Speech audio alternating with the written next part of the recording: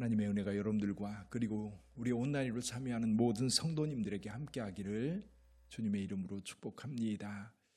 오늘 요한계시록 10장을 읽었는데요. 지금 이제 그 일곱 인을 떼는 사건, 나팔이 불려지는 사건들이 지금 계속 연차적으로 이어지고 있는데 오늘 10장의 말씀, 특히 이제 작은 두루마리를 요한에게 먹어라 라고 하는 내용이 나오는데 이 요한에게 주는 이 작은 두루마리 사건이 언제인가 하는 것이 오늘 그 10장을 해석하는데 굉장히 중요한 포인트입니다. 왜냐하면 신천지 이만희 같은 경우는 이 두루마리 자기가 받아 먹었다는 거예요. 그래서 자기가 받아 먹었기 때문에 자기에게 하나님의 말씀이 주어졌고 자기에게 나와야 하나님의 말씀을 제대로 깨달아 알아들을 수 있다는 겁니다. 자기가 받아 먹었다는 거예요. 그러면 요한이 받았던 이 말씀이 과연 신천지나 이만희나 이런 사람들이 받아 먹었다고 하는 것이 사실 논리적으로 가능한 건가? 그런 얘기를 좀 생각하면서 같이 오늘 본문의 말씀을 보면 좋을 것 같습니다. 자, 나팔, 천사들이 나팔을 가지고 이제 나팔을 불 때 이 땅에 재앙이 임하게 되지요. 그래서 8장에 보면 첫 번째, 두 번째, 세 번째, 네 번째 나팔이 불려질 때 이제 사람들에게 직접적으로 해는 가지 않고 이제 천재지변이죠. 하늘과 땅에, 바다에, 강물에 이제 큰 타격을 입게 됩니다. 그러다가 다섯째 천사가 나팔을 불 때에 다섯째 천사는 사람들을 괴롭힙니다. 죽게 하지 않고 이제 전갈이 쏠 때의 그 고통 같은 고통으로 사람들을 괴롭힙니다. 근데 그 괴롭힘이 몇 달 동안 지속된다? 5달 동안 지속된다 그랬어요. 이게 첫 번째 화입니다. 세 개의 화가 있는데 첫 번째 화가 그거고요. 두 번째 화는 6번째 나팔이 불려지는 내용입니다. 이것이 7장에 보면 이제 바람이 불려고 하는데 네 천사를 통해서 이 바람을 붙잡고 더 이상 불지 못하게 하라. 그렇게 해서 언제까지 이 땅에 있는 주님을 믿는 자들에게 인치는 사건이 다 끝날 때까지. 그래서 오늘 어제 읽었던 9장 14절 이하에 보면 7장 1절부터 4장까지 나와 있는 이 바람을 못 불게 천사들을 이렇게 이제 붙잡아 두는 사건이 있었는데 이제 그 천사가 놓이면서 이 땅에 이제 바람이 부는데 그 바람은 전쟁의 바람입니다. 이제 마병대가 준비되어서 2만만 이런 마병대가 엄청나게 준비되어서 그들이 이 땅에 있는 사람들을 죽이는데 3분의 1을 죽이는 큰 전쟁이 벌어지게 됩니다. 그리고 나서 10장으로 넘어와요. 여러분, 그 요한계시록의 사건은 연차적으로 이루어지고 있다는 사실입니다. 2일 후에 2일, 2일이 일어난 후에 2일. 그래서 2일 후에라고 하는 말들이 계속해서 반복된다는 얘기는 이제 이 사건들이 점차적으로 이루어져 가고 있다. 그래서 순서대로 이루어져 가고 있다. 그렇게 이해를 하면 됩니다.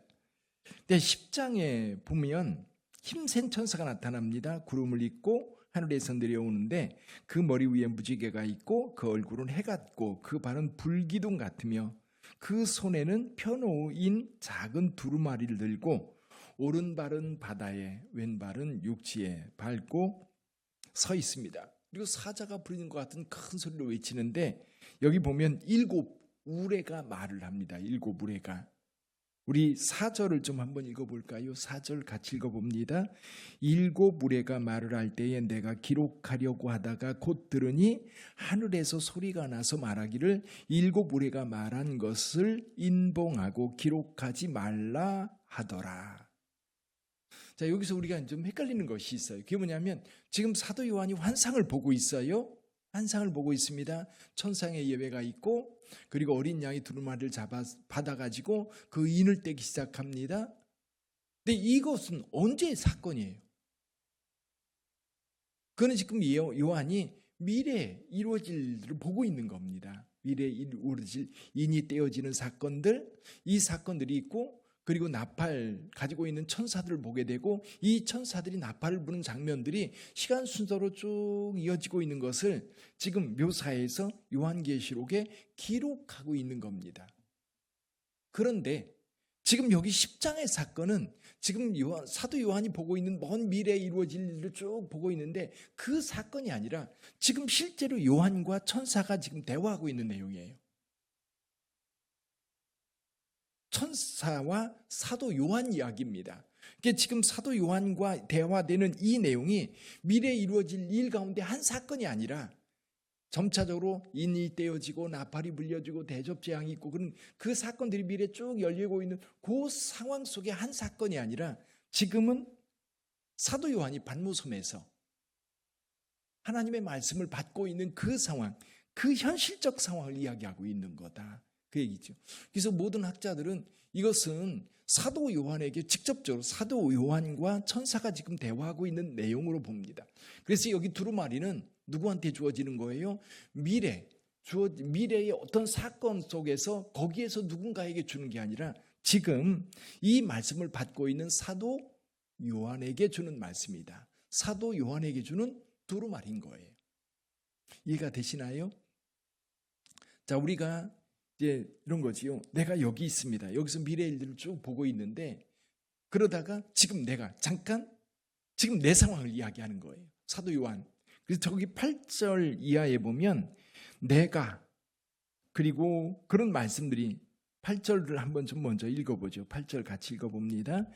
하늘에서 나서 내게 들리던 음성이 또 내게 말하여 이르되 내가 가서 바다와 땅을 밟고 서 있는 천사의 손에 펴 놓인 두루마리를 가지라 하기로.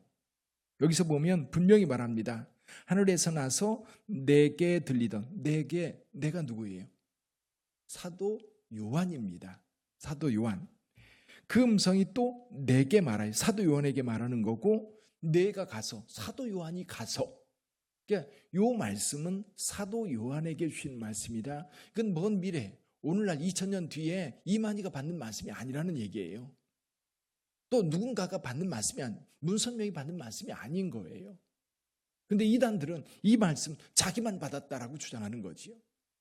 오늘 본문의 말씀 여기서 작은 두루마리는 분명 사도 요한에게 주는 말씀이에요. 그래서 사도 요한이 그걸 받아 먹었는데 입에서는 꿀같이 단 거예요. 왜 달까요? 하나님께서 계획하신 일들을 볼 때에 그것을 보는 그리고 우리도 마찬가지. 우리도 성경을 읽을 때 여러분 꿀같이 달다라고 하는 말이 성경에 여러 곳에 나오는데요. 정말 하나님의 말씀을 읽을 때 깨닫고 그 말씀의 신비를 아는 자들은 너무너무 재미있거든요. 너무너무 꿀같이 달아요. 그래서 하나님의 말씀을 읽는 사람들은 그 말씀에 푹 빠지게 되는 겁니다. 근데 문제는 배에서 써요. 배에서 쓰다는 얘기는 뭘까요? 이 말씀을 실제로 실천하려고 하면 진짜 힘든 거예요. 더군다나 사도 요한 같은 경우는 지금 도미티안 황제라고 하는 황제.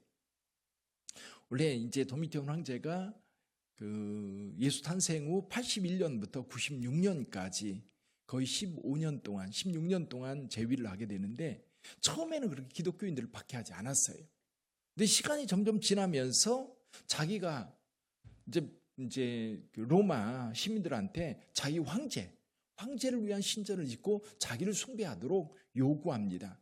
근데 거기에 가장 이제 반발하는 게 유대인들하고 기독교인들이거든요. 이제 기독교인들은 오직 주가 누굽니까? 큐리오스, 주는 예수뿐인 거예요. 근데 로마 황제는 내가 주다. 나를 섬겨라. 신전을 지어놓고 자기를 섬기라고 이야기하니까 기독교인들은 그거 할 수 없거든요. 이게 기독교인들의 박해가 아주 혹독하게 진행됐고 그때의 사도 요한도 반모섬에 유배되었어. 원래 이제 사도 요한 같은 경우도 기름가마에 던져졌다고 해요. 근데 죽지 않고 살아서 이제 더 이상 죽일 수 없어서 어디로 보냈습니까? 반모섬에 보냈는데 그 반모섬에서 주의 날 주일에 이 환상을 보면서 기록하고 있는 거거든요. 근데 기록하고 있는 과정 속에 미래의 일을 보여주고 있는 상황인데 일곱 인 떼는 일, 나팔 불고 재앙이 일고 미래에 이루어질 일이 쭉 펼쳐지고 있는데 요 10장만큼은 지금 그 하나님으로부터 천사들로부터 말씀을 듣고 있는 사도 요한에게 주어지는 말씀입니다. 더군다나 사도 요한은 그렇게 박해 시절에 문제가 뭡니까? 하나님의 말씀을 전하는 것은 죽음을 각오하고 전하는 거예요. 죽음을 각오하고. 여기 11절을 한번 읽어보죠. 11절 같이 읽어봅니다. 그가 내게 말하기를 내가 많은 백성과 나라와 방언과 임금에게 다시 예언하여야 하리라 하더라. 다시 예언하여야 하리라. 지금 사도 요한이 복음을 전하다가 오래도록 숨어 살았습니다. 사도 요한은. 왜냐하면 사도 요한은 예수님께 부탁받은 게 있었거든요. 그게 뭐죠?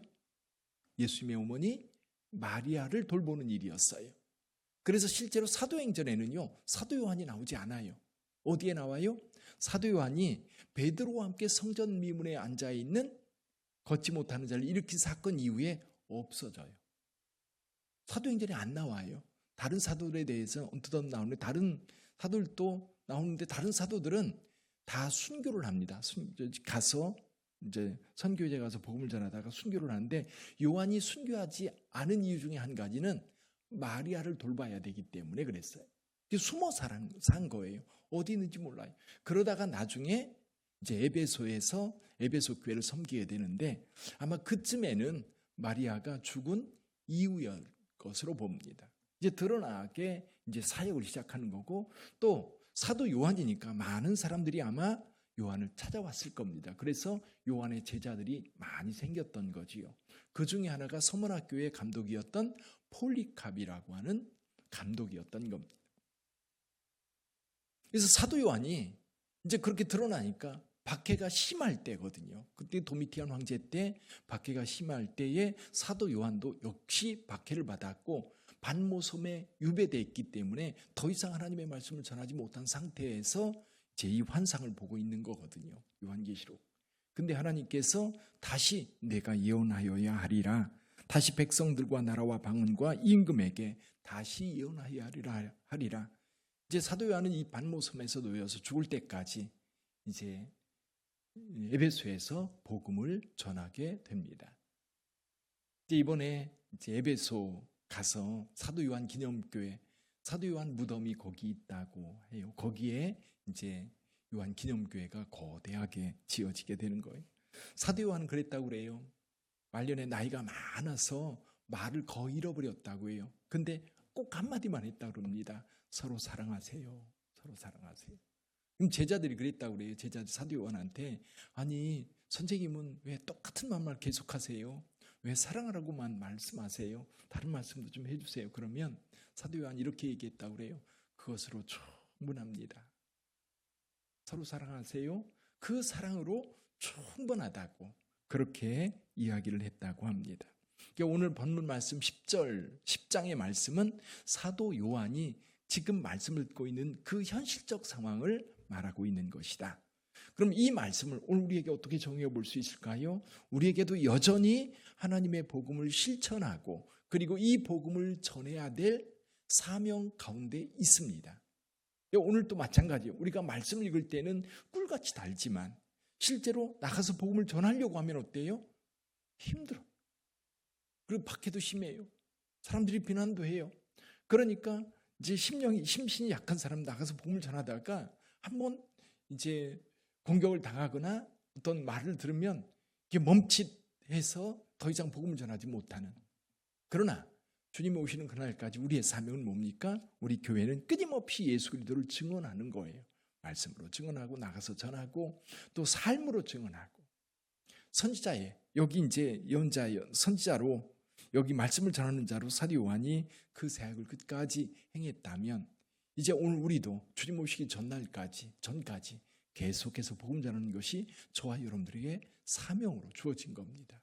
그래서 저와 여러분들이 적극적으로 복음을 전하면서 주님 오심을 기다려야 될 것 같다. 그래서 요한계시록을 읽으면서 사실 저와 여러분들에게 가장 강하게 주신 메시지가 뭐냐면, 주님 오시기 전에 나도 깨어서 그리스도인으로서 그 믿음을 지켜가야 할 뿐만 아니라 우리 주변에 있는 사람들에게 그냥 소극적으로 오면 좋고 말면 그만이지 뭐, 그런 태도가 아니라 어쨌거나 적극적으로 복음을 전해야 되겠다. 그런 마음들이 요한계시록을 읽다 보면 간절해지는 겁니다. 그 은혜가 저와 여러분들에게 있고, 우리 빛된 교회에 주님 오시는 그날까지 사명으로 잘 감당해 갈 수 있기를 주님의 이름으로 축복합니다. 기도하겠습니다.